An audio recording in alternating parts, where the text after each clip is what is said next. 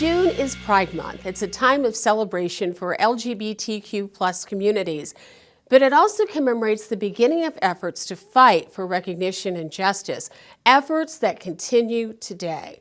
While progress is being made, there are concerns. New legislation and practices, which some see as discriminatory, heightened rhetoric about the gay community, and instances of violence are all causing concern. Kevin, thanks so much for being with us today. We really appreciate it. Yeah, thanks for having me. Appreciate it. Of course, of course. 25 years ago, what did it mean to Milwaukee's LGBTQ plus community when the community center opened its doors? So 25 years ago, it meant to have a place where people can come together to further develop our community here in the greater Milwaukee. It also meant having educational, health programming, and resources that were available for our community that just wouldn't be available in other areas. And it also brought us into a place where we can come to one place and really work on social issues, things that were happening during that time back in the 90s, where we're becoming just known as the LGBT community. And what does it mean today for the center to be there and to be available to people? In the 90s, there were a lot of different issues that were being addressed at that point in time, including HIV/AIDS. Yes, it's a good point. So it still means it's still relevant. As we know that we are still having issues happening with our community. Some rights are being rolled back in certain states around the country. It's been very troubling to know that some of our transgender community have been even murdered in my own hometown. But we are still moving forward with the charge, and our goal is to continue to bring the quality of life to our people. And we will continue to stand with our transgender sisters and brothers and throughout the community. One of the most visible examples of the change that's taken place in the LGBT plus community may be you. You were the first Afro-Latino male to lead the Milwaukee LGBT Community Center. What does that say or signal about the inclusiveness of the community here in Milwaukee? I think the one thing that it says is how we've progressed as a community, and how we are constantly evolving and trying to find new avenues and new ways that we can really shine our community. Milwaukee being throughout the history known to being a very segregated city, I think this sits very well on our city, where it shows that a lot of our African American and Latino population are rising up in our city and taking on very important tasks and roles in the city to really put Milwaukee on the map, I believe, in a lot of ways. And on a national level, I'm actually one of few that are Black as an executive director for a major Milwaukee LGBT community center. So Milwaukee always has been in the forefront with some of these movements, but sometimes we get shined over by Chicago, or we get shined over by a New York, but really Milwaukee's a very progressive city. I love my hometown very much, and to sit in this role, I take it with a lot of honor, and I know that there's a lot of work that needs to be done, which is why I chose to step into this role as an executive director. Does it also remind people who are not in Milwaukee's LGBTQ plus community that it is a very diverse community? Yeah, it is. We have people from all walks of life. I often echo to a lot of folks that don't really understand about the LGBT community center. Well, we actually service everybody. We are the largest LGBT community center in Southeast Wisconsin. But again, we don't turn anyone away. Even when it comes to our allies, we are here to support them as well. But yeah, every walk of life you can think of comes through our door on a day-to-day basis. And how does that inclusiveness really impact the work that you do, the services and programs that you offer? Yeah, well, I think in the sense of knowing that they have a place that is a safe place, a place that when you go past those doors, there's no judgment, a place where you have resources and services that can combat and meet the needs of our community that are hurting when it comes to therapy, conversion therapy, our transgender who really can't find employment. We hire them, we bring them into our center. You become a part of our staff, a part of our team, because we don't care what you look like. We just know that you have the qualifications and you're able to do this job. So having that inclusion and diversity within the organization is very detrimental to our community. Well, I don't know if that's the right word, but it's the right thing for our community. And it also sends the message, I think, at large to a lot of our partner organizations that we're here. The LGBTQIA plus community has been here. We've always been here. We work in your office buildings. We work as teachers or doctors or lawyers. It's so unfortunate still we haven't gotten to the place where we as a community still have the full rights like everyone else does in the workforce. And again, talking a lot with our transgender community.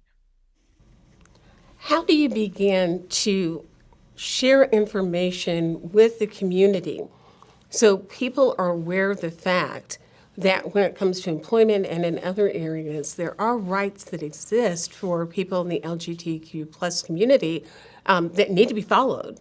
How do you guide people through that process? Well, there's a number of things that do happen and take place. We do trainings. We're actually to think of a couple of different school institutions, the Milwaukee Public Schools, for one example. We do training with their teachers, their staff. We work with some schools, actually, believe it or not, out in Waukesha that have been accepting. We've actually worked with affirming churches around the area that have opened up their doors to say, hey, we want to learn more about you. We need to understand the rights of the LGBT community so we can support you. And again, our communities in the churches, our communities in the Milwaukee Public Schools, our communities all around Milwaukee. And I'm very proud to say that my staff and my team that are here all have those resources and can teach and educate. I want to think of another great partner of ours, the Milwaukee Bucks. They've come and done a tour of the center, and one of the themes that constantly is being asked is like, how can we be trained and learn more and become a better partner with the Milwaukee LGBT Community Center? So that really puts me in a place to say that, oh, we got more work to do, because there's still a lot of people who are still asking. There's still a lot of people who just don't know. But that's, again, the start is just asking a question, and we give you the training. We'll tell you, we'll show you that this is who we are, and these are our rights. Just like you have rights, we do have rights as well. That openness, the willingness to learn more, the desire to be better informed and to be more inclusive, that has to be a huge difference from what it was like 25 years ago for the LGBTQ plus community here in Milwaukee. It definitely is. And it shows, again, going back to some of the stuff we said originally, how we evolved. Just as we call the alphabet, right? The LGBTQIA plus, and it goes on a little bit more. That's why we put the plus there. But we are ever evolving. We are always changing. We are always rethinking, redeveloping, making ourselves more visible to the needs that are currently happening. And then also training ourselves up, preparing ourselves, being ready to be able to meet the demands and the needs of our community in the moment. You mentioned just briefly, just a moment or two ago, about the fact that some rights are being rolled back, and we're seeing that happen in different states around the country, even some efforts on the national level. How do you begin to address those issues here locally? Because even if we're not seeing that level of effort to roll back rights in Wisconsin, we certainly are seeing it nationally, and it impacts people here. So one of the things I think it's really important is just educating, right? Educating people, letting them understand that we're not here to pollute anybody with anything. We're here to just tell you who our rights are. But as you said, there's about 120 anti-LGBTQIA plus bills on a national level being pushed. Here in Wisconsin alone, there's 6. in recent months that have been from the state assembly that they're trying to push. A lot of them very much geared towards the transgender communities. There's a tremendous attack on my brothers and sisters in the trans community that haven't seen in my lifetime. Like being a gay male cis, it's really heartening for me to see this, um, and so I'm hoping that we can get to a space in a place where our state assembly can really understand, maybe just come into some training or let us offer training to some of our elected officials so you really understand that we're really no different than you. We're voters, we're taxpayers, we own our homes, we're renters, we buy food, we drive cars just like you drive cars. Some of our people in our community are disabled, just like some people are disabled in a heterosexual, if you will, environment. And we bleed just like you do.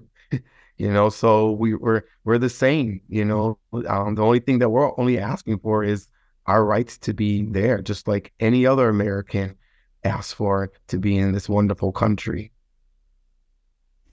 Why do you think there is that particular focus on the trans community? We've seen it in other states, in particular, where this hasn't been proposed, legislation has been passed that limits rights or does not fully recognize who people are and who they identify as.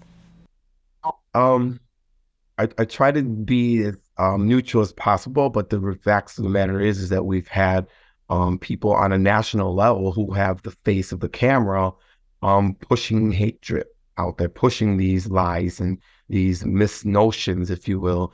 And then you have these extremists that have gone so far, in my opinion, right, that have caused so much uh, hatred, and they just keep putting that fuel on that fire. And so if you have our elected officials acting away, and you have our elected officials saying it's okay to say this, and you're just demonstrating, then on a national level, that's what we're going to get now. So now we're starting to see the real impact that this stuff has happened over the course of, I would say, 8 years even, when you're looking back at some of this. And now we're in a situation where on a national level, the parties have changed a little bit. So now they're trying to roll back all these stuff that happens, but that takes time, and it's going to take a lot of time to heal because a lot of our community feel unsafe. Even within our own city, Milwaukee right now, we feel unsafe. We don't feel we have we're scared to hold hands with our partners right now. We're scared to go to certain places like we used to go to, and we just don't feel safe there, And again, this goes all the way back up to our elected officials who, in my opinion, have been acting inappropriate to our community on all levels. And we do know that the words that are said do have impact. Unfortunately, here within the past year of Milwaukee, we've had 3 trans people murdered and targeted because of their status. How do we as a community work to counter that? Not the LGBTQ plus community, but as a community as a whole. How do we work to counter some of those things that are out there? The very good question. The thought behind it is really, again, going back to that education and understanding who we are as a people. Milwaukee has always been known as a very gay-friendly city, actually. One of the few cities around the nation that was very progressive in its time for LGBTQIA plus rights. And I think sometimes what happens, even with our allies and all of us together, we get comfortable, right? And then when you have this national movement of hatred being exposed out there, and this national movement to continue to say that we are not human and we don't have rights, it kind of ripple effects down. And then when you have a state assembly, like I just mentioned, trying to pass laws that are totally anti-gay against our community or LGBTQI plus community, it keeps fostering that narrative of always us going back to something we don't have to, but we choose to always take this step back. So now it's almost like, wait a minute, I feel like we're going back to the 1990s again with some of these things. And the other piece of it where we've learned throughout the years is we come together. And the reason why we come together is because all we have is each other, and when these three unfortunate murders happened to my transgender sisters, it really did impact the community. And I can be one to tell you, one of them came to the center and I knew them. So that really brought some tremendous hurt to me, to the point where I'm actually said we got more work to do, and we really got to make sure that we're protecting our transgender community. And one of the things that we've done here in Pivot, and even the board of directors of the Milwaukee LGBT Community Center, is making sure that we have programming in place that's going to support our transgender community, but more than that, that they have a place they can call home that is going to be safe for them. And they're not going to feel targeted. They're not going to feel that they're not a part of this world, because they are. Kevin, thank you so much for the work that you do and that the Milwaukee LGBT Community Center does. We look forward to the next 25 years and the way you're going to continue to provide services and educate all of us about this very important part of our community. So, and thank you for having me on. I appreciate it. We're here to stay, and we're loud and proud. And don't forget, Pride Month's next month, so we're excited for that. Absolutely. For more information about the Milwaukee LGBT Community Center, visit its website at mkelgbt.org.